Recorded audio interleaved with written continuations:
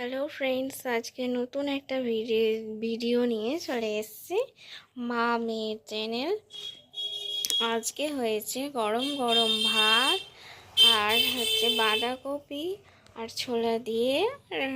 ছোলা আলু দিয়ে তরকারি করেছে। আর এটা হলো একটা একটা ভাজা কাঁকরোল ভাজা আর আলু দিয়ে ভেজেছে। আর এটা হচ্ছে ডিমের তরকারি বা ডিমের কারি, যে কোনো একটা বলা যায়। আজকে এটাই আমাদের মেনু হয়েছে দুপুরে।